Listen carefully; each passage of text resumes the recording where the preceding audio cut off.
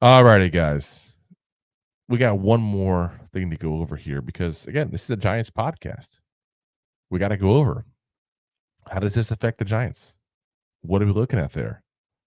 And the big thing is, have the Giants gain ground on the rest of the NFC East after this draft?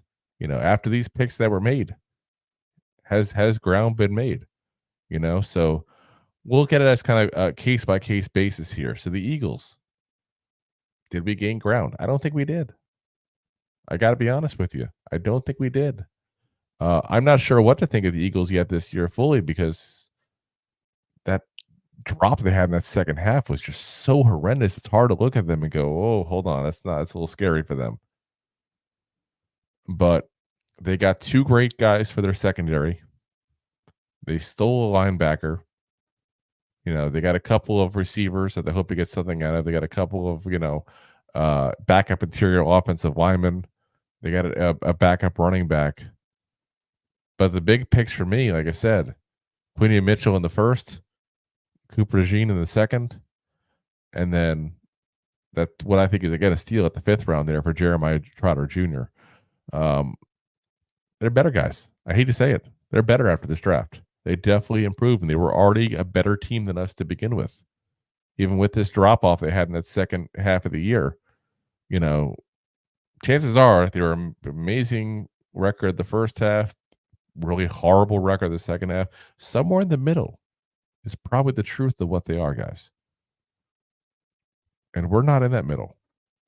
So, yeah, unfortunately, they're still ahead of us there. The Cowboys, we're closer, I think, now. I really do think with the Cowboys, we're closer. I really think you're going to see a little bit of a change this year, potentially with the NFC East. As I mentioned, they're somewhere in the middle for the Eagles. So they're not going to probably do as good as they've done the last couple of years there, potentially.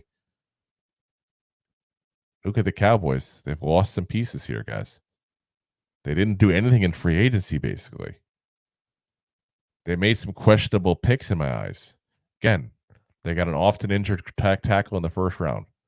They got an underproducing small school defensive end edge rusher in the second round. They'd reach in the third round for a linebacker that wasn't even the best linebacker on his team. To me, that wasn't a good draft for them. And I think they're going to have some issues this year. And listen, love or hate Dak because he's got his lovers, he's got his haters. He's not a bad quarterback, guys. He's not a top tier quarterback. He's not a bad quarterback. As long as you have a good defense and a good quarterback, you're going to do something. So they're probably still ahead of us talent wise. But I think we've narrowed the gap a little bit there. The biggest issue, obviously, being quarterback for us. But we've narrowed the gap a little bit for them. Last one, obviously, the division is those Commanders. And honestly, if I'm grading it as like, are they better? Are they worse? This is an incomplete grade because if they're better or worse than us depends on one thing, and that's the performance of Jaden Daniels. If Jaden Daniels doesn't produce,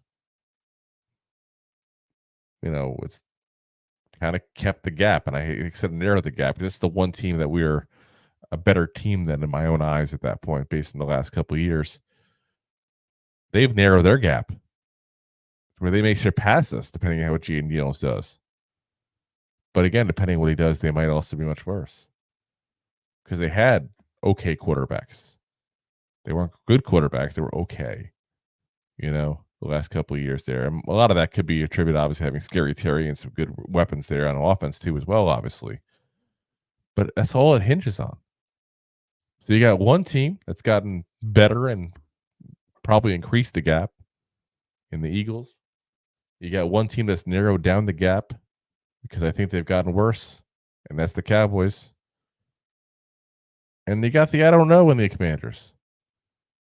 I hate to give you guys the I don't know, but it's the honest answer. So again, I think this division is not going to be what it was been the last couple of years, guys. I know, it's been kind of that division. I mean, you had, 2 years ago, the Eagles and Cowboys were, one of each of the top teams in the NFL, so the NFC, I should say. Giants get into the playoffs as a wild card there and win a game. Commanders almost got in this past year. Giants definitely didn't do their job, but and obviously the Commanders didn't either.